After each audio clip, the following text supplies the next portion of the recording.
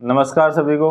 मेरा नाम अमन भास्कर है और मैं राजस्थान इतिहास पढ़ाता हूँ और आपका स्वागत है मेरे यूट्यूब चैनल इतिहास की रोशनी में। और कल हमने एक भाग डाला था 1857 की क्रांति के संबंध में। उसके हम पृष्ठभूमि समझ चुके थे कि वही क्रांति मेरठ से चालू हुई, 10 मई को हुई थी और राजस्थान में इसकी 6 छावनियाँ थी: नसीराबाद, अजमेर, नीमच, एमपी, देवली, टोंक और एरिनपुरा, पाली, ब्यावर, अजमेर और खेरवाड़ा छावनी कहाँ थी? उदयपुर में। ये हम 6 छावनियाँ समझ चुके थे कल और आज हम उसके आगे की बात करेंगे कि क्रांति के समय हमारे राजस्थान का एजीजी कौन था? George Patrick Lawrence. एजीजी का मतलब एजेंट टू गवर्नर जनरल। ये कौन था? George Patrick Lawrence.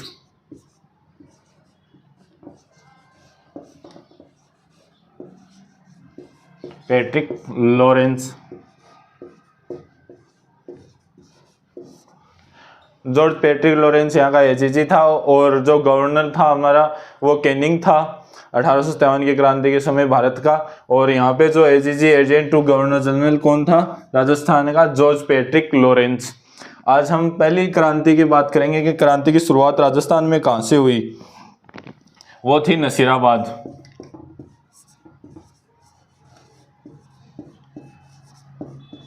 नसीराबाद कहाँ थी? अजमेर। यहाँ क्रांति की शुरुआत 28 मई 1857 को होती है।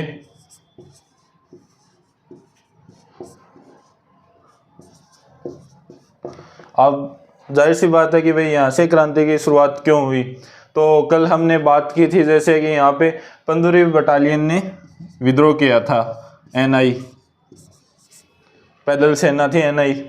तो ये इसने यहाँ पे विद्रोह किया था। इसका मुख्य कारण क्या था कि ये पहले जब 19 मई को एजीजी को ये सूचना मिली थी कि भाई भारत में क्रांति की शुरुआत हो चुकी है, तो इसने यहाँ पे ये पहले बंगाल की साइड से आई थी ये 15वीं बटालियन जो अजमेर पे तैनात थी। अजमेर जो यहाँ अंग्रेज़ों का जो मुख्य केंद्र हुआ करता था, आबू और अजमेर, उसमें अजमेर पे ये तैनात थी। तो इसने सोचा कि भाई सबसे पहले तो हमारा अजमेर बचाया जाए, क्योंकि इनका भरोसा नहीं था कि ये उधर से आए तो इनके मन में भी क्रांति की भावना होगी। इसने ये सोच के इनको बोला कि आप यहाँ से जाओ नसीराबाद। तो इन्होंने सवाल किया कि भाई हम क्यों जाएं? हमारे को पहले वहाँ से यहाँ बुलाया गया क्योंकि अजमेर की सुरक्षा, और फिर यहाँ से आप नसीराबाद भेज रहे हो तो अजमेर की सुरक्षा कौन करेगा? तो एजीजी ने बोला कि यहाँ पे तो गलती से आपकी टाइपिंग में मिस्टेक हुई है, यहाँ पे मेर बटालियन आनी थी। तो वहाँ पे मेर बटालियन को भेज दिया गया और इनको वहाँ से भेज दिया गया नसीराबाद। तब तक इनको यह थोड़ा शक था कि भाई ये कुछ हमारे ऊपर विश्वास नहीं कर रहे हैं। और इनका जब यकीन किस बात पे हुआ कि जब इनको नसीराबाद पहुंचाया ना, तो वहाँ पे इनके हथियार जब्त करने लग गए थे कि भाई आप हथियार जमा कराओ। तो उन्होंने बोला कि भाई हम हथियार जमा करा देंगे तो यहाँ पे सुरक्षा किस चीज़ से करेंगे? तो अंग्रेज़ों ने बोला कि भाई यहाँ पे सुरक्षा आप इतनी जरूरत है नहीं, तो आपके अपने हथियार यहाँ जमा कराओ। और जो बॉम्बे लायर्स यहाँ पे एक और बटालियन थी पहले से। यहाँ पे बॉम्बे लायर्स एक पहले से बटालियन नियुक्त थे। उनको बोला कि बंदूक वगैरह भर के तैयार रखो, जैसे भी ये बगावत करें इनके ऊपर ये फायरिंग कर दो। तो इनको इस बात का पता चल गया और ये हथियार जमा नहीं करवा रहे थे। उस टाइम इनको ये पता लगा कि उनके तो हथियार पूरे लोड हैं और हमारे जमा ही कर रहे हैं। तो इन्होंने बोला कि ये हम पे यूज़ करेंगे, बॉम्बे लायर्स है ना, वो अब हम पे जो हथियार यूज़ करें उससे पहले हम ही क्यों ना इन पे यूज़ करके देख लें कि ये मरते हैं कि चलते हैं कि नहीं। तो इन्होंने 15वीं बटालियन ने हथियार जमा कराते टाइम ही वहाँ पे फायरिंग स्टार्ट कर दी। तो यहाँ पे सबसे पहले नंबर आया न्यूबेरी का। न्यूबेरी और स्पॉटिक हुड।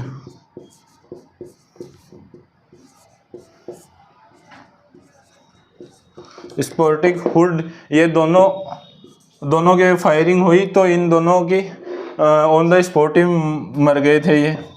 तो तो मरने वाले कौन थे? न्यूबेरी और स्पॉट, के न्यू पे स्पॉट को मार दिया, ऐसे याद रख लेना। और घायल कौन हुए थे यहाँ पे? तो ये जाहिर सी बात है घायल भी होंगे, क्योंकि फायरिंग हुई तो इन दोनों का तो नंबर ढंग से आ गया कि भाई इनको तो निशाने पे लगी थी। वैसे भारतीयों का निशाना तो खराब होता है, क्योंकि बहुत सी जगह क्रांति में मतलब मारने जाते थे, किसी को मार दिया किसी को ही। तो हमारा निशाना वैसे शुरू से ही खराब था, तो इनका भी निशाना खराब था। तो इन्होंने घायल कौन हुए थे? लेफ्टिनेंट लॉक,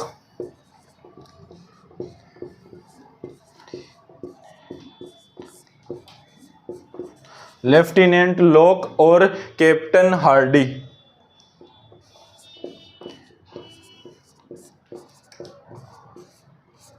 हार्डी, अब लॉक, इसको ऐसे याद कर लेना कि लॉक डलेगा तो हार्डी तो टूटेगी, तो हार्डी टूटेगी तो मरेगा तो नहीं आदमी, तो घायल ही हुए थे। तो लॉक लगने से हार्डी टूट गई, तो ये घायल हो गए।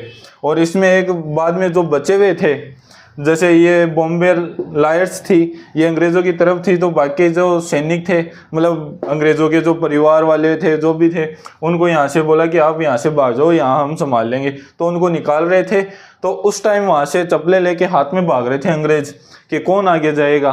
तो एक बहुत आगे चला गया और वो उसके हृदय का, मतलब बोलते हैं कि हार्ट अटैक से मृत्यु हो गई। उसका नाम था पैनिक। पैनिक जो था, इसको हार्ट अटैक, इसके पैनिक के पेन आ गया तो ख़त्म हो गया। तो ये तो भागने से ख़त्म हुआ था। और गोलियों से कौन मृत्यु हुई थी? न्यूबेरी और स्पॉटिक हुड। और घायल कौन हुए थे? लेफ्टिनेंट लॉक व कैप्टन हार्डिक, ये यहाँ पे घायल हो गए थे। और इन्होंने यहाँ पे नसीराबाद में ही 4 दिन तक अच्छी लूट मार के, क्योंकि 28 को इन्होंने किया था विद्रोह, तो यहाँ पे जो भी इनका सामान था अंग्रेज़ों का वो लूट रहे थे, कि बारूद, बंदूक, धन, रसद सामग्री, तो ये लूट रहे थे। तो ये बॉम्बे लसाए, तो इनका तो पक्का ही था कि ये अंग्रेज़ों की तरफ है, तो इनको तो कोने में बिठा रखा था कि आप बैठे रहो वरना आप भी जाओगे। तो यहाँ पे एक और बटालियन थी, 30वीं NI थी। फिर लास्ट में लूट लाट के बोल रहे थे कि भाई ये जब दिल्ली की तरफ कूच करने की आई ना, कि भाई अब दिल्ली चलेंगे, तो 15वीं नेटिव बंगाल ने बोला कि 30वीं को, भाई क्या बात है, आप किसकी तरफ हो? तो किसी ने बोल दिया, क्या रे फैजल, तेरा कब खून खोलेगा? वही फीलिंग इनको दी गई 30वीं को कि तेरा खून कब खोलेगा। तो फिर 30वीं ने भी बोला कि हम तो 30 तारीख का इंतज़ार कर रहे थे। तो ये तो 28 मई को करते हैं। और जो 30वीं थी, जो इन 15वीं के साथ कब मिली, वो थी 30 तारीख। तो ये 30 तारीख को, 30 मई को इनके साथ मिल गई थी। तो इन दोनों ने फिर दिल्ली की ओर कूच किया था, क्योंकि जाहिर सी बात है एक के ऊपर डायलॉग मारते हैं तो हो ही जाता है तैयार। और यहाँ पे जो मैन था क्रांतिकारी, जो बगावत करता है, वो बख्तावर सिंह था।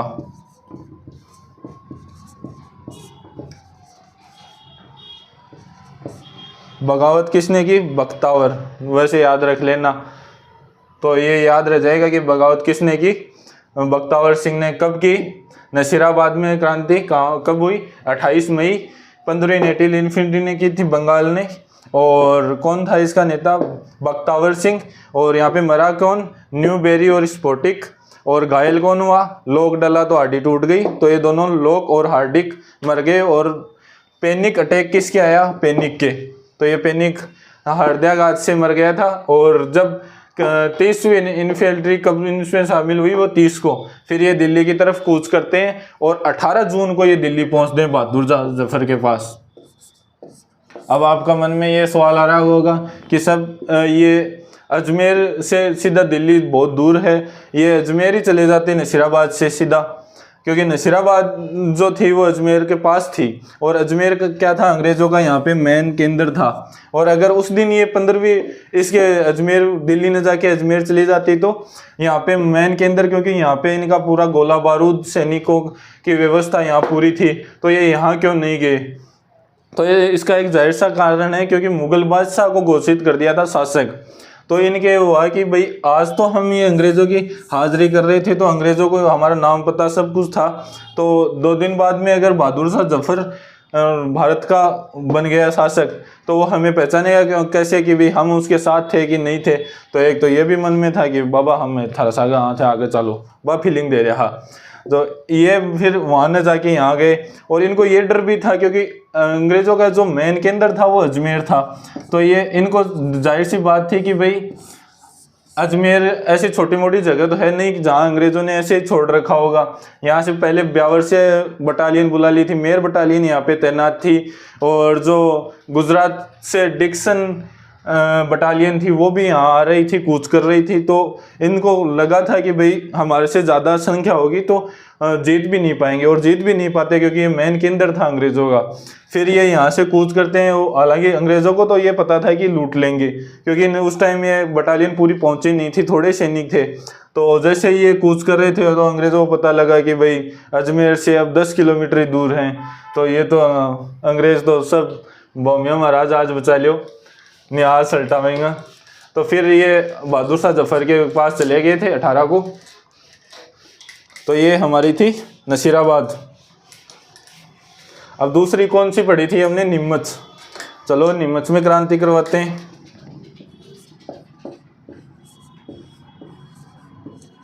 नीमच कहाँ पे थी? एमपी। और ये किसकी सुरक्षा के लिए बनाई गई थी? मेवाड़ और मालवा और सौराष्ट्र के लिए ये छावनी का गठन किया गया था। ये मेवाड़ के पीए के अंडर आती थी। और उस टाइम हमने एक पीए का नाम याद किया था कल कि वहाँ का पीए कौन था, तो वो था यहाँ पे सावर्स। और शासक कौन था मेवाड़ का? ये स्वरूप सिंह।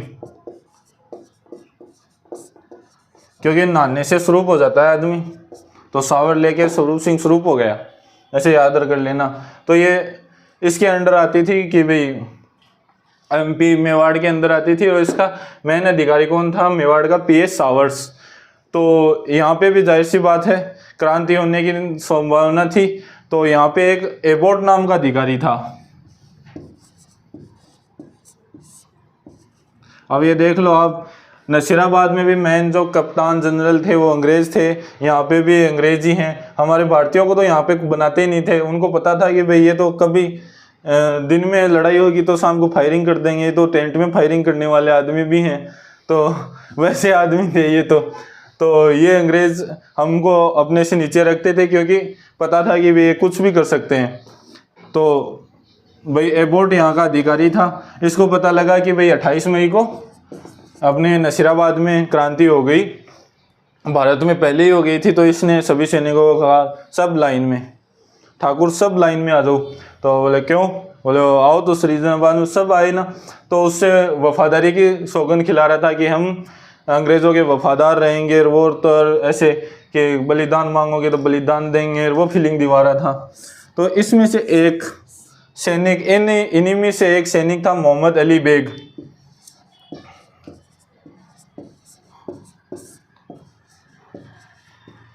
मोहम्मद अली बेग लाइन से बाहर आया कि हम क्यों आपकी वफादारी की सौगंध खाएं, और तो सब खा रहे थे, मगर ये मोहम्मद अली बेग निकल के आया लाइन से, बोला कि हम आपकी वफादारी की सौगंध क्यों खाएं। बोले क्यों? एबोट बोला क्यों? तो आपने बोला कि ये क्योंकि ये अवध का था। अवध को हम सैनिकों की पौधशाला भी बोलते हैं। अवध यानी लखनऊ। अवध को हम सैनिकों की पौधशाला भी बोलते हैं क्योंकि यहाँ से सर्वाधिक सैनिक जो थे अंग्रेज़ों के में वो यहाँ से थे। भारत में कहीं से थे तो वो अवध से थे। तो यहाँ का शासक पहले था जो अंग्रेज़ों ने कुशासन का आरोप लगा के उसे हटाया था, वो कौन था? वाजिद अली।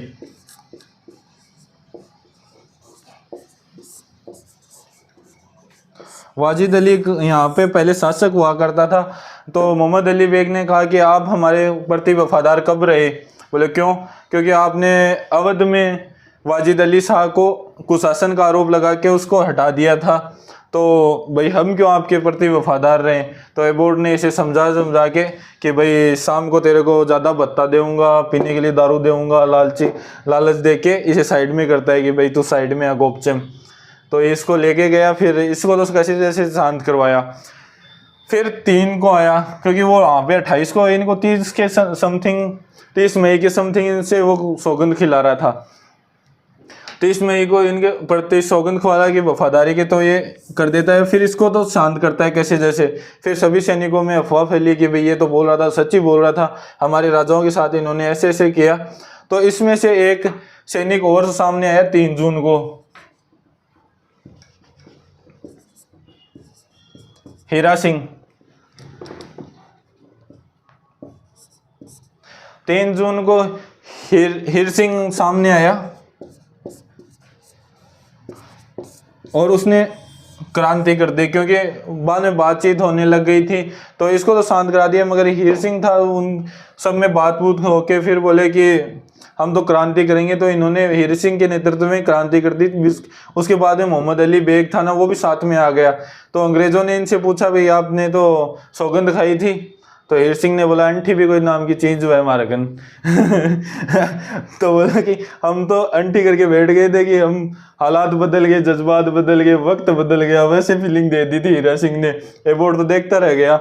तो एबोट को फिर हीरा सिंह ज़्यादा ही बोलने लग गया था एबोट, तो कैसे जैसे समझाया, फिर एबोट नहीं माना तो एबोट को गोली मार दी। बोले ले तेरे को तो अभी बताता हूँ। तो एबोट को गोली मार दी और यहाँ से 40 सैनिक, क्योंकि ये लुगाई वगैरह आदमी अपने बच्चों और सबको रखते थे, पूरा परिवार अपने साथ रखते थे।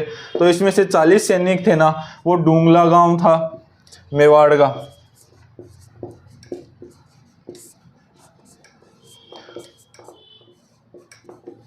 डूंगला के रघुनाथ सिंह ने इनको शरण दी थी। डूंगला के किसान थे रघुनाथ सिंह, रुगाराम।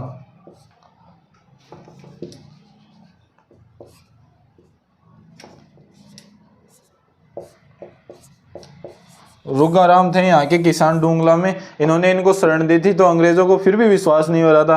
तो ये रुगाराम बोल रहा था कि भाई चाय पानी पी लो।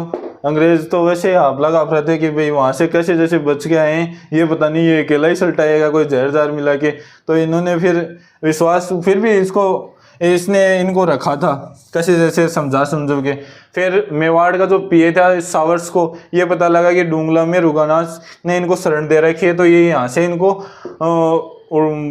सुरक्षित मेवाड़ पहुंचाता है और स्वरूप सिंह को बोलता है कि मैं तो क्रांतिकारियों को रोकता हूं और आप हमारे परिवार और इन साथियों को यहाँ सुरक्षित रखो। तो स्वरूप सिंह ने वहाँ पे जग मंदिर में इनको शरण भी दी थी, जो पिछोला जेल में बने हुए हैं। तो स्वरूप सिंह ने वहाँ पे इनको रुकाया था और फिर सावर्स इनके पीछे चला गया कि भाई इनको रोके कैसे, नीमच वाले को सबको। तो फिर हाँ, एक याद ये रखना कि स्वरूप सिंह ने एक सिक्का भी चलाया था, नोट डाल के याद रखना, कि दोस्ती लंदन।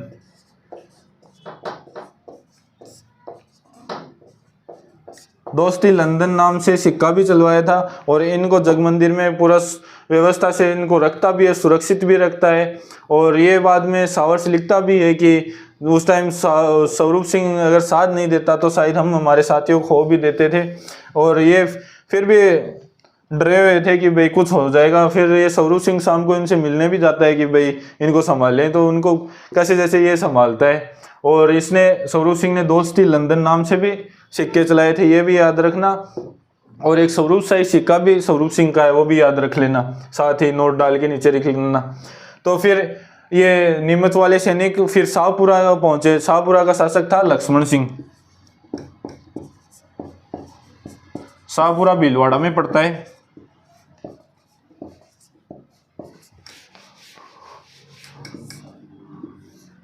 शाहपुरा का शासक कौन था? लक्ष्मण सिंह।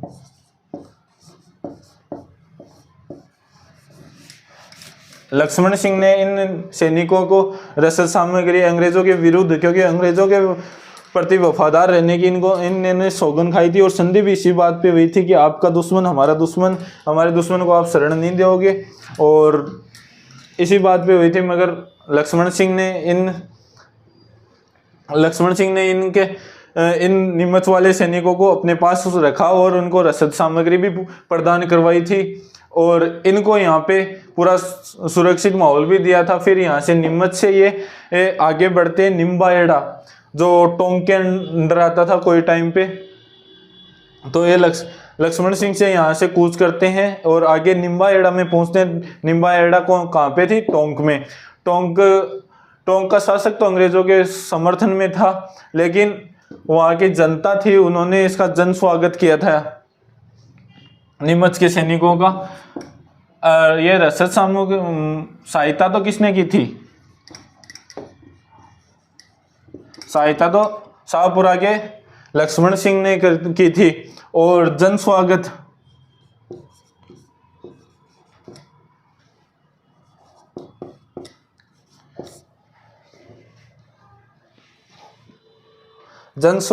किसने किया था? तो निम्बाहेड़ा की जो जनता थी,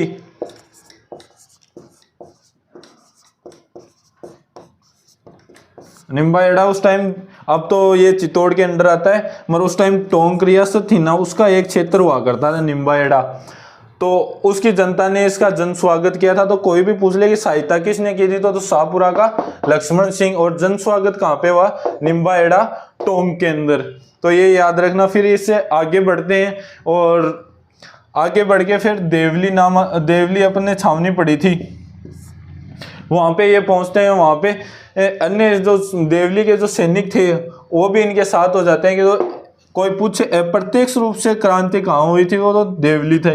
यहाँ पे कोई नुकसान नहीं हुआ था, बस यहाँ के जो सैनिक थे, ये जब नीमच वाले यहाँ से गुजर रहे थे तो ये बैग वगैरह टांग के तैयार थे कि भाई साथ में हम भी हैं। तो वो थे कि आप आगे चलो, हम आपके पीछे। तो ये देवली के इनके साथ हो गए थे, देवली के भी इनके साथ जुड़ गए थे। तो ये देवली का इसी के अंदर आ जाता है, इसके अलग से कोई विद्रोह नहीं किया था, ये इसके साथ ही थे। और यहाँ पे जो बटालियन थी वो थी महेंद्रपुर जो बटालियन थी वो थी देवली में, और वो इनके साथ हो गई थी।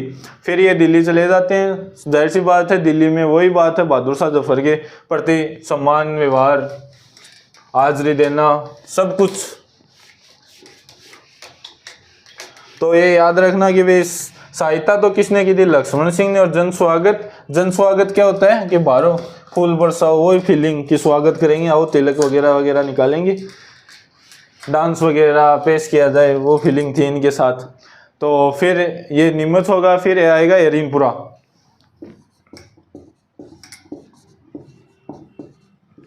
एरीनपुरा में क्रांति कब हुई थी? 21 अगस्त।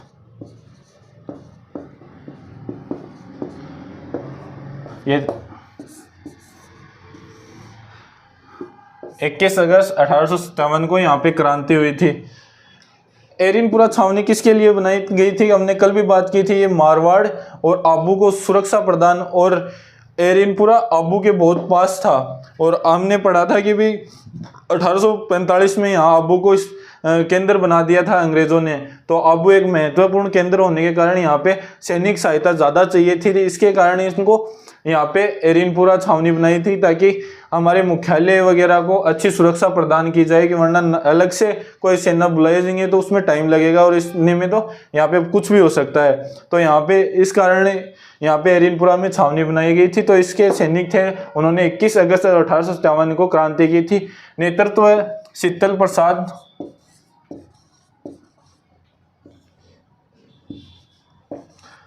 प्रसाद मोती खां और तिलकराम।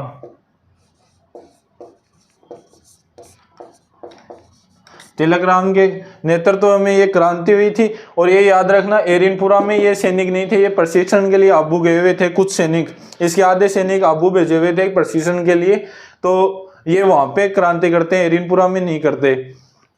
तो शीतल प्रसाद मोती खां और तिलकराम यहाँ में नेतृत्व करते हैं। और हमने कल पढ़ा था कि सिरोही का कौन था पॉलिटिकल एजेंट? पीए जेडी होल। और वहाँ का शासक था शिव सिंह का तो यहाँ पे प्रत्यक्ष रूप से रोल नहीं आता, मगर जेडी होल था ना, उसके जो हाउस था जेडी होल का, होल पे इन्होंने पहले बार आक्रमण किया था, और वहाँ पे इसके घर को तबाह कर दिया और इसको लूट लिया था। और यहाँ पे एक अंग्रेज भी मारा गया था, एलेक्जेंडर, उसको याद भी नहीं रखना, वैसे रखो तो ठीक है, नहीं, एलेक्जेंडर मारा गया था यहाँ पे।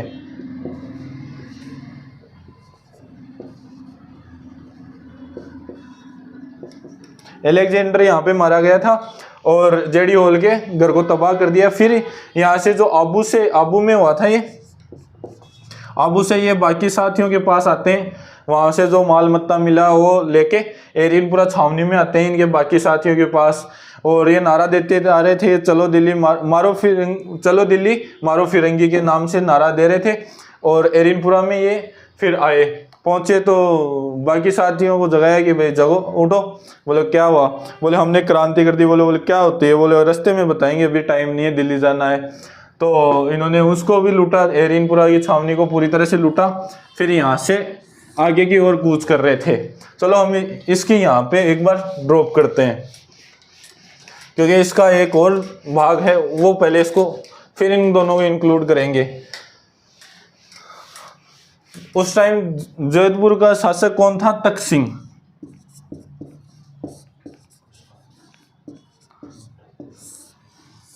तख्त सिंह तो यहाँ का शासक था ना, वो उसके सामंतों के साथ अच्छी नहीं बनती थी, क्योंकि इसमें एक विवाद हुआ था कुशाल सिंह के साथ, जो काफ़ी बाद में कुशाल सिंह ने क्रांतिकारियों का नेतृत्व भी किया था।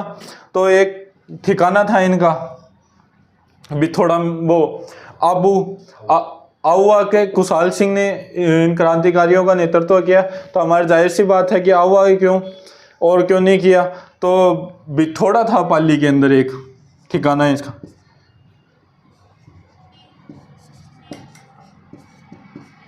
बिथोड़ा भी पाली में, और एक जो था वो आउआ था, वो भी कहाँ पे था? पाली। तो यहाँ पे पहले क्या हुआ करता था कि भाई राजा के जो अंडर जो भी क्षेत्र आता था, जो भी भूमि वगैरह,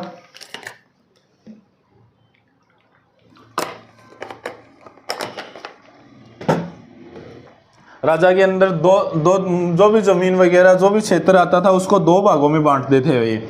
एक तो थी जो प्रत्यक्ष रूप से राजा के अंडर थे, वो थी खालसा, उसे खालसा कहते थे।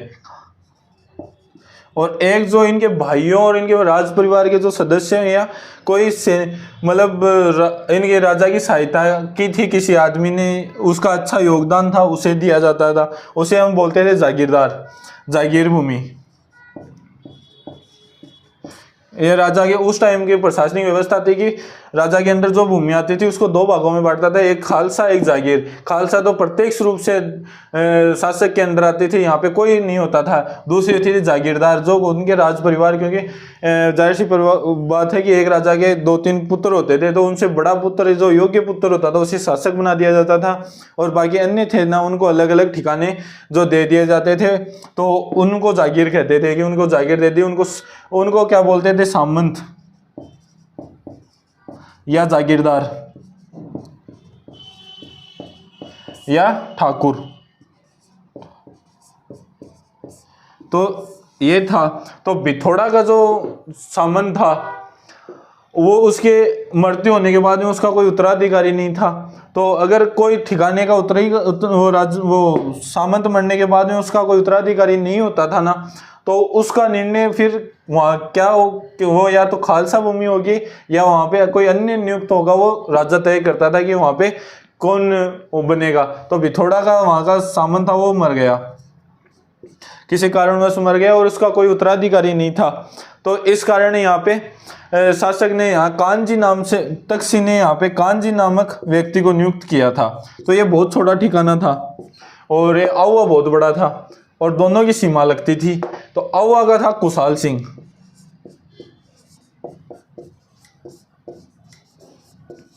कुशाल सिंह ने तख्त सिंह को बोला कि बिथोड़ा में आपने सामंत बनाया? बोले बनाया है। तो बोले किस बेस पे बनाया? कि हमसे तो पूछा ही नहीं।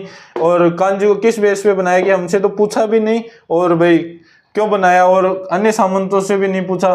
तो तख्त सिंह ने कहा कि भाई मारी बिल्ली माने में हो, भाई बात है कि भाई मैं मेरी जमीन पर क्यों भी बोलूं, कि भाई क्यों भी करूं, बिन खाली रखूं, किन भी नियुक्त करूं, तू कौन है बोलने वालों? बोले फिर भी हम बड़े ठिकानेदार हैं तो हमसे पूछना चाहिए था। तो तख्त सिंह ने बोला नहीं पूछता, बोल क्या कर लेगा, जा तेरे मन में आए वो कर ले। तो भाई यहाँ से आया तख्त सिंह से भागा कुशाल सिंह और आके कांजी को बोला नमस्कार। बोले कांजी बोले नमस्कार, बढ़े मार दिया इस कांजी को। अब कुशाल सिंह को ये पता तो था कि भाई प्रत्यक्ष रूप से राजा के खिलाफ ये विद्रोह था, क्योंकि उसके सामंत जो तक्षशिला राजा ने एक पर्सनल व्यक्ति को नियुक्त किया है और उसको कोई व्यक्ति हत्या कर देता है। तो ये साफ साफ बात थी कि भाई राजा के खिलाफ ये बगावत समझी जाती थी, और बगावत का एक ही वहाँ पे उस टाइम सजा होती थी, वो थी मृत्युदंड। तो कुशाल सिंह को ये पता तो था, लग गया था कि भाई अब तो हम गए। तो कुशाल सिंह के पास 3 ऑप्शन थे कि भाई एक बार जाके तख्त सिंह से माफ़ी मांग ले। एक तो ये था कि जाके तख्त सिंह के हाथ पग पकड़ लिए, बाप जी छोड़ दे यार, थारे माई बाप थे, माई बाप दा ये कर करके छुटवा दे। और एक दूसरा ऑप्शन था कि बाकी सामंत थे जो बड़े बड़े, क्योंकि जाहिर सी बात है जोधपुर में 2 तो नहीं होंगे, बहुत बड़ा क्षेत्र होता था, तो इनसे और बड़े बड़े जो सामंत थे उनको मिला के उनसे समझौता करवा के और जो भी माल मत्ता था वो दे दें कि भाई इतना आपको क्षतिपूर्ति देनी पड़ेगी, जो भी है वो करे। तीसरा ऑप्शन था कि भाई लड़े, आपके खिलाफ बगावत है, और ये बगावत वहाँ से चालू हो गई थी, फिर लड़े। तो कुशाल सिंह सोच रहा ही था भाई क्या करूं, माता जी के एकदम आगे बैठा था कि माता जी बता रास्ता। इतने में एक इसका सैनिक आके बोला साहब बेरिनपुरा में विद्रोह हो गया। तो बोले कहाँ जा रहे हैं, बोले दिल्ली। तो बोले उनको रोकें, तो बोले रोकें कैसे, वो रोकेंगे कैसे। तो इसके दिमाग में ये थी कि वो सैनिक अगर हमारे पास आ जाएं तो इसके खिलाफ मैं लड़ सकूंगा, क्योंकि इसके पास क्योंकि भाई सामंत था, कितनी बड़ी सेना थी, ये राजा था जोधपुर का पूरा, एक आए तो 1 मिनट में साफ कर दे इसको आउआ को। तो फिर इसने भाई एरिनपुरा के जो भी सैनिक थे वो जा रहे थे दिल्ली।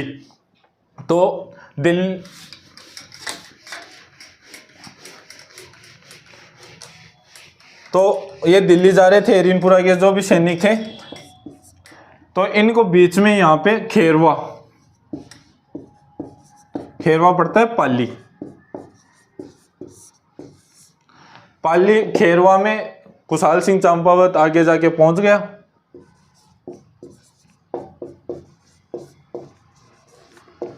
कुशाल सिंह आगे जाके पहुंच गया अब कि भाई क्रांतिकारी अभी आए नहीं, आएंगे। तो ये आगे जाके पहले बैठ गया और क्रांतिकारियों को बोला हाँ भाई खड़े। बोले अब तो बोले एरिनपुरा तो साफ कर दियो, दिल्ली जाके अब बहादुर शाह सागर मिलके पूरा देश में क्रांति कराएंगा। और बोले नारोबी में तो जचाए, बोले के जचायो, क्योंकि भाई जानता हो क्योंकि इतना बड़ा सामन था जना, भाई जानता तो होता ही जना। बाद में इन बोले कि भाई चलो दिल्ली मारो फिरेंगी, वो नारोबी दिए है। बोले अच्छा, बोले मेरे साथ आ जाओ, आओ चलांगा, बीजा में आ रहा फिरेंगी। क्रांतिकारी बोले मैं तो क्रांतिकारी हाँ, बोले आज मैं भी हूँ। जहाँ क्रांतिकारी हो जी बोले हालात बदल गए, जज्बात बदल गए साहब जी, थे तो बीजा सामंत हो। बोले ना ना चेंज करो, बोले लोगों ने। बोले के करा, बोले मारो फिरेंगी चलो आओ। तो ये इनको आओ कैसे समझा के ले गया। इनका 2 केंद्र थे वहाँ पे, जो क्योंकि ये आओ का ये भी पाली में था,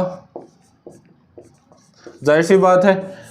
और इनको 2 केंद्र बनाए थे, एक तो अववा था ही, वो तो मेन था इनका किला जो था अववा का किला, वो कुशाल सिंह चंपावत के अंडर ही आता था। और एक जो इनका 2 केंद्र और बनाए थे इन्होंने, एक तो सुगाली माता थी,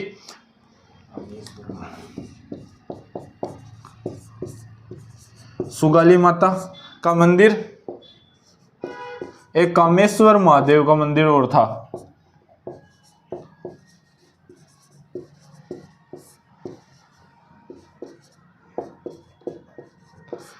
तो क्योंकि इसने 2 केंद्र मंदिरों को क्यों चुने, भाई अलग जगह भी चुन सकता था। तो कुशाल सिंह के कोई सेनापतियों ने पूछा था कि भाई ये तो विद्रोह अंग्रेजों के खिलाफ ही कर दिया, आपके खिलाफ नहीं करेंगे क्या, आप कैसे समझा दम के तो लिए। बोले इनको धार्मिक सौगंध दे देंगे। तो इनको इन मंदिरों में ले गए और बोला कि अब तो सल्टा देंगे, वैसे कर देंगे, शपथ दिलाई कि मार देंगे जो भी सामने आएगा।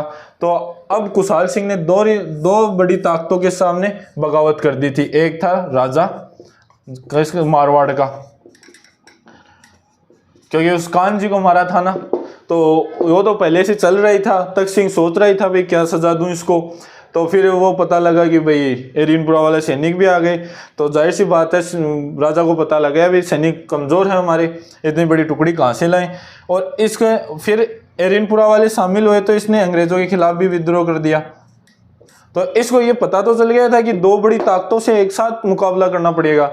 फिर भी ये बोला कि चल कोई ना कर लेंगे। वेल ट्राई करता गया, कोई नहीं, कर लेंगे ऐसे करता हौसला बुलंद कर रहा था अपने आप का। और सैनिकों का तो पहले ही था, मगर ये अपने आप को समझा रहा था कि भाई कोई ना, देख लेंगे, होगा जो। तो जब भी इस पे आक्रमण होगा तो ये याद रखना दोनों तरफ से सेना आएगी, क्योंकि भाई एक के खिलाफ तो है नहीं, दोनों के खिलाफ बगावत की है, तो दोनों के साथ ये बगावत समझी गई, तो दोनों ने एक साथ में हमला किया था। अब एक और बात हम पढ़ेंगे कि कुशाल सिंह के जो सहयोगी थे कौन थे, क्योंकि एक इसको पता लग गया था कि दो बड़ी ताकतों के साथ तो एरिनपुरा के सैनिक भी थे, हालांकि इसके पास खुद की सेना भी थी, फिर भी इसको पता ऐसे महसूस हुआ कि जो अन्य सामंत थे उनसे भी लिया जाए। तो इसने पहले ऐसे देखा कि किसने राजा के खिलाफ आक्रोश है, किस सामंत में आक्रोश है राजा के खिलाफ, तो उनको चुना। उसमें था एक आसोपा का शिवनाथ,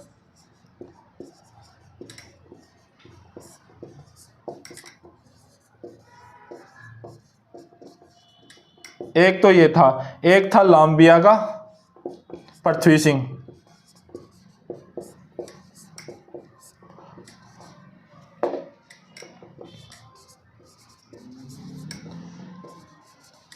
एक कौन था, आसोपा का शिवनाथ सिंह, दूसरा था लांबिया का पृथ्वी सिंह, एक था गुल्लर का किशन सिंह।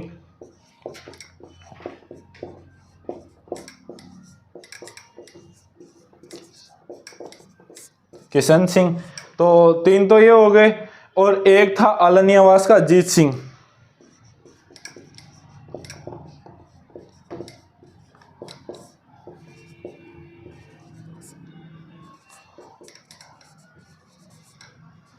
तो अब कुशाल सिंह काफी मजबूत भी हो गया था, क्योंकि इसके साथ 5 ताकतें साथ में थी उस टाइम की सैनिक सहायता। एक तो थी आसोपा का शिवनाथ सिंह, दूसरा था लांबिया का पृथ्वी सिंह, और तीसरा था गुल्लर का किशन सिंह, और तीसरा चौथा था वो आलनियावास का अजीत सिंह, और एक जो थे अंग्रेजों के जो बटालियन थी एरिनपुरा वहाँ के सैनिक। तो ये 5 मिलके इसके साथ विद्रोह करते हैं। जाहिर सी बात है अब युद्ध तो होंगे, अब हम इनके युद्ध पढ़ेंगे। पहला था बिथोड़ा का,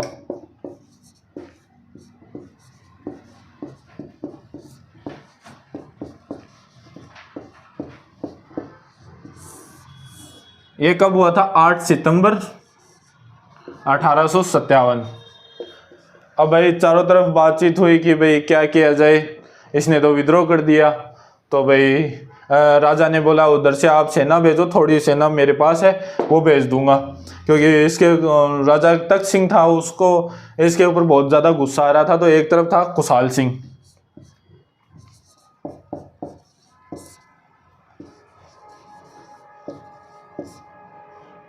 वर्सेज यहाँ पे 2 होंगे, एक तो तख्त सिंह,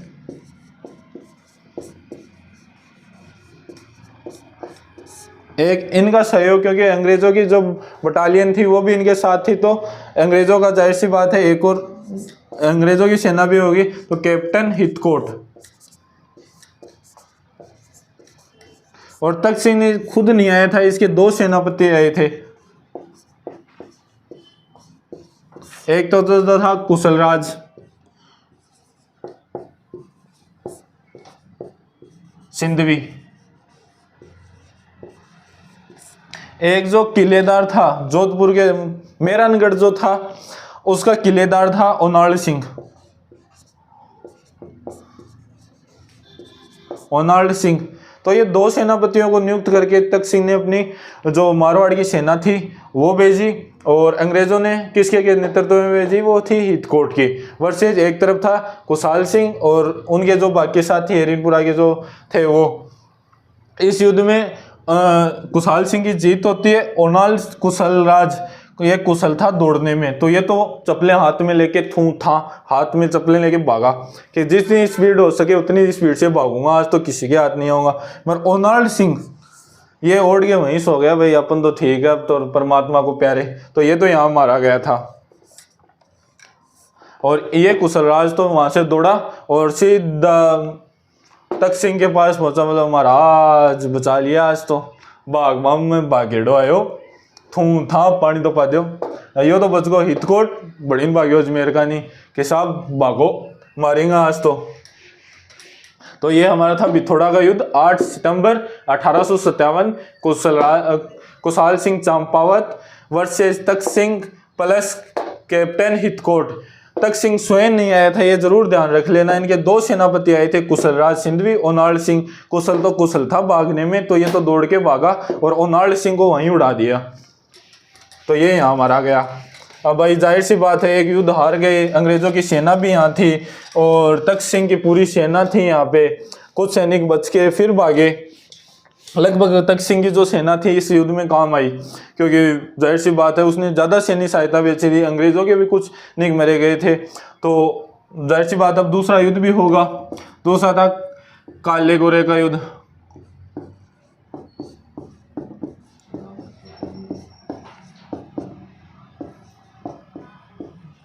काला गोरा का युद्ध या चेलावास, इसे दूसरा था क्योंकि ये चेलावास में लड़ा गया था, पाली में एक जगह पड़ती है।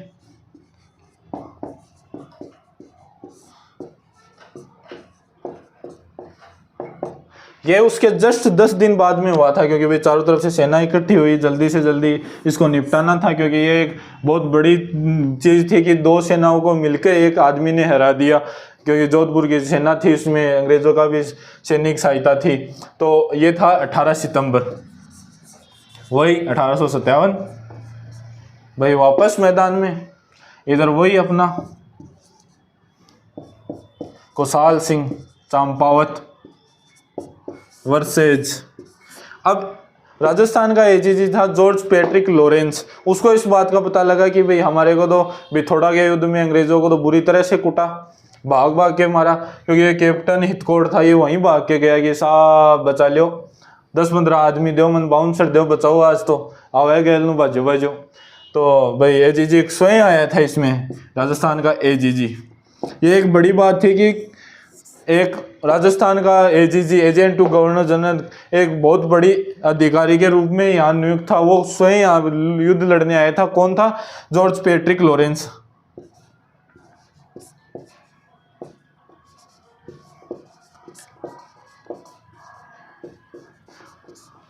अब इस एजीजी को ये तो मालूम था कि उसने दो सेनाओं को हरा दिया, तो जाहिर सी बात है इस बार मैं पूरी सेना तैयारी के साथ जाऊंगा। तो एजीजी के पास जितनी सेना हुई वो ली, और प्लस एजीजी का साथ देने के लिए इसने फ़ोन किया पीए को। किसका पीए? मारवाड़ का। और मारवाड़ का उस समय कौन था? मैकमोसन। ये हमने कल भी बात की थी कि ये जो पीए और राजा थे, पॉलिटिकल एजेंट और राजा, हर रियासत के याद करने पड़ेंगे, 3-4 के जो मैन थे, जैसे जोधपुर हो गया, क्योंकि जोधपुर के युद्ध में आया था, और उदयपुर का जो था सावर्स, वो स्वयं नीमच के जो क्रांतिकारियों को था दबाता था, और जयपुर के भी ईडन का रोल आएगा कहीं ना कहीं। तो ऐसे 2-3 के तो हमें याद करने पड़ेंगे, और एरिनपुरा में ये आ गया जेडी होल सिरोही का, तो ये 2-3 तो हमें याद करने पड़ेंगे, तो ये भाई रटना पड़ेगा। ये मैकमोसन, तो इसने फ़ोन किया मैकमोसन को, मैकमोसन बोला आया, क्योंकि ये जो था एजीजी ये पहले ही आ गया था। तो इधर कुशाल सिंह चंपावत की एक सेना बैठी थी पूरी, इधर एजीजी बैठा था। एजीजी ने फ़ोन किया पीए को कि मैकमोसन कहाँ रह गया? बोले आया रास्ते में ही हूँ। तो इसने अपनी सेना को यहीं रुका लिया। कुशाल सिंह की सेना ने सोचा कि वो आए उससे पहले इस सेना को कमज़ोर किया जाए, तो इसने जोर से हमला किया और इस सेना को पीछे खदेड़ा। तो एजीजी ने यहाँ से अपना टंडर मंडर उठाया, थोड़ा सा पीछे आके बैठ गया कि भाई छोड़ो उसको आने दो, क्योंकि इसको पहले ये भी सोचता था कि हरा देंगे अकेले ही, फिर भी ये नहीं हारा, क्योंकि इस पे जाहिर सी बात है कुशलराज सिंह ने इसकी सेना पे भारी पड़ा, तो इसने अपनी सेना को थोड़ा पीछे लिया। तो यहाँ से ये यहाँ पे आ गए कि भाई पीछे हो। यहाँ से मैकमोसन आया एकदम डोलता डोलता, आराम से, एकदम मंदी मंदी चाल में। बेचारा बहुत भला आदमी था मैकमोसन। गाड़ी थोड़ी स्लो थी, ये तो फॉर्च्यूनर लेके आया था, जल्दी से पहुंच गया, ये आराम से हाल डोलता डोलता आ रहा था। तो ये इसने देखे कि भाई कि इधर वाले सैनिक जो जय जय कर रहे थे, क्योंकि ये जीत गए थे इस एजीजी से, ये एकदम निराश एक कोने में बैठे थे और एक सी ड्रेस क्योंकि एक सी ड्रेस थी, क्योंकि यहाँ पे भी अंग्रेजों के जो सैनिक थे रीनपुरा के वो यहाँ पे शामिल थे, और इसके भी एजीजी के भी अंग्रेज सैनिक थे। एक सही ड्रेस कोड, क्योंकि भाई हमने ही दिया है, वही कुर्ता पजामा में से डाल के एकदम तैयार थे कि भाई हाँ वो बाउंसर वाली होती है, अलग ही फीलिंग के, काले काले अलग खड़े हैं, वैसे ये दोनों अलग अलग खड़े थे। तो इसकी दोनों की ड्रेस एक सी थी। इसके कारण ये मैकमोसन ने सोचा ये अपने सैनिक है, ये बेचारा बहुत सीधा आदमी काले का पहुंच गया इनके पास, वे नारे भी लगा रहे थे। तो इसने सोचा कि भाई एजीजी स्वयं आया है तो भाई जाहिर सी बात है बहुत ज़्यादा सेना भी लेके आया है, तो जीतेंगे तो हम ही, और अंग्रेज़ों की ड्रेस भी दिख रही है। तो इसने अपनी सेना को इधर मोड़ लिया था कि चलो हम भी जश्न मनाए। तो ये भी डांस करता हुआ पहुंच रहा था कि भाई चक दे चक दे तो ये मैकमोसन जाते ही ये सैनिक तैयारी बैठे थे, बोले आजा, इसको पकड़ के और इसका सर काट दिया बेचारे को। तभी तो बोलते हैं ढोल बाजे चंग बाजे भेड़ो बाजे बांकियो, मैकमोसन को सर काट के आवा माथे टांग दियो। तभी एक आवाज़ चली थी, और बाद में इसी नाम से इन्होंने डांस किया, और इसका जो सर था वो आवा के किले पे टांग दिया था झंडे के साथ में कि हम जीत गए।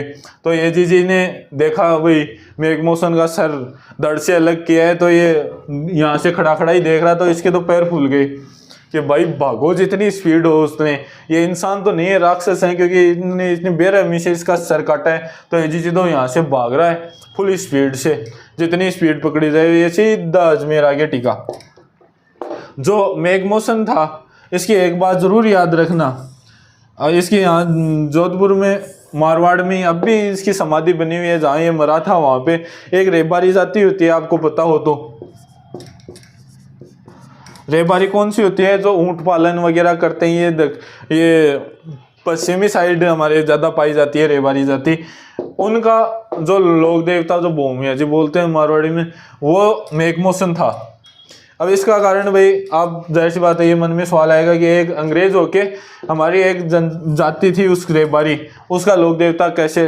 तो उस टाइम तख्त सिंह, अभी भी हमने पढ़ा है तख्त सिंह जो मारवाड़ का शासक था, उसने वहाँ पे जो चारावास थे वहाँ पे रोक लगा दी थी कि खुले पे जो खालसा भूमि होगा या जो जोड़ हम बोलते हैं सरकारी भूमि, उसमें कोई गाय वगैरह जो पशुपालन वो चराएगा नहीं। और रेबारी जाति का तो काम ही यही था कि गाय वगैरह ऊँट वगैरह ज़्यादा रखते थे, इनको घुमा घुमा के चराना, इनका कोई पक्का ठिकाना नहीं होता था। तो इन्होंने भाई बोला कि हमारा क्या होगा साहब, तो भाई तख्त सिंह ने बोला नहीं मैं तो प्रवेश नहीं दूंगा, धन दो फिर दूंगा प्रवेश। तो मैकमोसन वहाँ का पॉलिटिकल एजेंट था, तो इसके पास भी कुछ अधिकार थे। इसने इनके लिए ये जो थे खोल दिए थे चारागाह वगैरह। इसके कारण ये जो रेबारी जाति है इस मैकमोसन को लोक देवता या भूमिया जी मानती है, ये याद रखना। और फिर ये एजीजी तो भाग के अजमेर पहुंचा। अब ये जाहिर सी बात है पूरे भारत में ये बात फैली थी कि एक छोटे से ठिकानेदार ने एक बड़ी सी सेना, जो राजस्थान का मेन अधिकारी होता था अंग्रेजों का, उसको हरा दिया। तो जाहिर सी बात है अब कलकत्ता और वहाँ से फ़ोन आने लगे कि भाई साहब एजीजी साहब खड़े हो, अरे छत्र छाया में तो यह हो रही है। तो उन्होंने बोला कि जा हम और सेना भेजते हैं, फिर उसको सामने लड़ाई कर। तो भाई साहब एजीजी ने ऑर्डर ला गयो, बोले साहब मत तो कौन जाऊँ, इस्तीफा ले लो। जैसे अजमेर की जो भी समझ सेना थी उसने बोला कि इस्तीफा ले लो, हम उसके खिलाफ युद्ध नहीं करेंगे, क्योंकि हम जितने मारते हैं वो उतने ही और हो जाते हैं, तो पता नहीं क्या होगा। तो उस टाइम एक अफवाह भी फैली थी कि भाई सुगाली माता है जो आवा के कुल देवी थी आवा के यहाँ पे, तो ये अफवाह थी कि वो उनकी पूजा करके आते हैं ना तो हारते नहीं है, और जो मर जाता है उसे वापस जिंदा कर देती है सुगाली माता। वो इसके कारण इनके ये मन में डर हो गया था कि हम तो जितने भी मार के आ रहे हैं माता जी को फ़ोन करते हैं कि माता जी दो मरगा बनौठा जिंदा कर दी, तो वह बात हो रही। तो भाई इतने जो भी अजमेर के जो भी अधिकारी वगैरह था उन्होंने मना कर दिया कि साहब हम तो नहीं जाएंगे इनके खिलाफ। फिर एक दिल्ली से स्वयं बटालियन भेजी थी 4 महीने बाद में। आवा का युद्ध,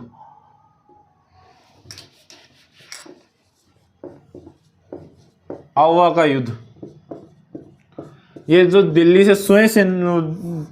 से एक सेना भेजी गई थी जिसको आवा के युद्ध में शामिल किया गया था, उसने उसका नेतृत्व किया था। उसका 4 महीने बाद में 20 जनवरी 1858 तो ये दिल्ली से सेना आई और इसका जो नेतृत्व था वो कर्नल होम अंग्रेजों का।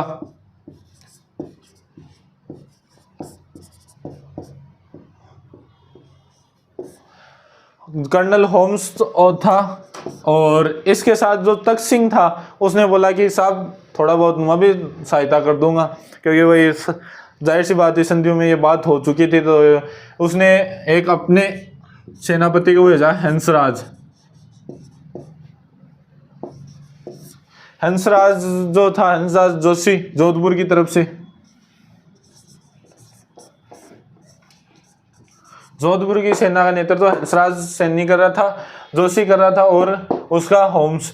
अब अवा का युद्ध ऐसे याद रख लेना, होम ने घर में बांट दिया क्योंकि होम्स से युद्ध जीत गया था। और जब इसको ये युद्ध कम से कम 4 दिन तक चला था तो कुशाल सिंह को यह पता लग गया था कि भाई बड़ी सेना है, मैं इसका मुकाबला नहीं कर पाऊंगा। तो 4 दिन तक तो उसने मुकाबला किया। फिर उसने बोला कि भाई सहायता ली जाए। बोले साहब कहाँ से लेंगे? तो बोले कि आसपास के जो ठिकानेदार हैं उनसे। बोले तो कहाँ से लोगे? मारवाड़ के जो भी हैं वो हमारे साथ हैं, 1-2 हैं जो भी। तो उसने बोला कि यहाँ से तो नहीं, क्योंकि आओ ऐसे स्थान पे था कि इधर मारवाड़ है, इधर मेवाड़। बोले मेवाड़ से सहायता ले आऊँगा। बोले साहब जाओ। तो यहाँ पे जो पृथ्वी सिंह ने, इसका भाई था आओ कुशाल सिंह का, पृथ्वी सिंह ने यहाँ पे युद्ध का नेतृत्व किया था। और 4 दिन बाद में आखिरकार इनको जीत मिल ही गई, अंग्रेजों को, कर्नल होम्स को। और ये मेवाड़ चला गया और यहाँ पे आखिरकार अंग्रेजों की जीत हुई, होम्स यहाँ जीत गया। और जहाँ यहाँ पे सुगाली माता थी, जो इनको डर लग रहा था कि भाई सुगाली माता ये है, इनके लोग जो थे, उनको राजपूताना म्यूजियम हुआ करता था अंग्रेजों का कोई टाइम पे अजमेर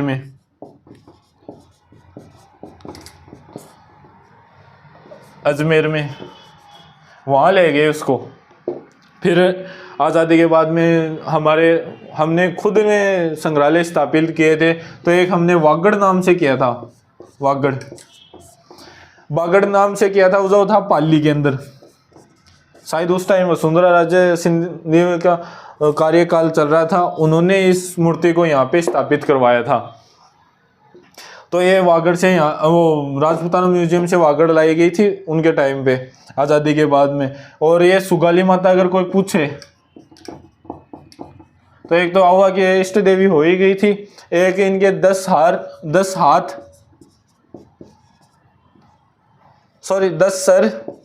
और 54 हाथ थे। और सुगाली माता की मूर्ति थी वो काले संगमरमर की थी।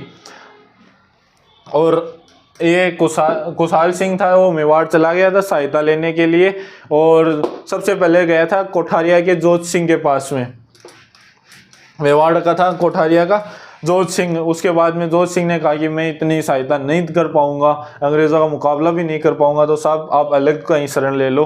तो इनको 1-2 दिन तो रखा। फिर ये सलूम्बर के केसरी सिंह के पास चले। सलूम्बर जो मेवाड़ का 16 ठिकानों में से एक ठिकाना था मेन, उसके पास चला गया।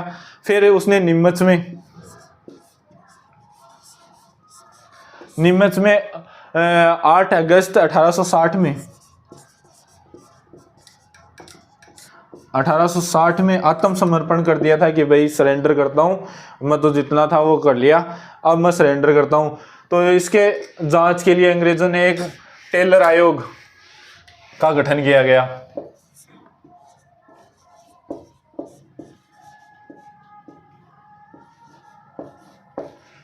ये इसमें मज़ेदार बात है कि भाई अंग्रेजों के खिलाफ इतने 3 युद्ध, बड़े बड़े युद्ध कर लिए थे। फिर इसके खिलाफ एक आयोग बिठाया गया, टेलर आयोग। उसमें इसको निर्दोष साबित कर दिया गया, क्योंकि कुशाल सिंह ने भी बोला साहब मेरी तो कोई गलती को नहीं, थारी काले का हूँ, मन तो छोड़ दो, मन तो जोरावर्दी पकड़ के बंदूक की नोक पर नेतृत्व करवायो हो, बाकी मैं खुद चला के हो कौन करियो जना भाई।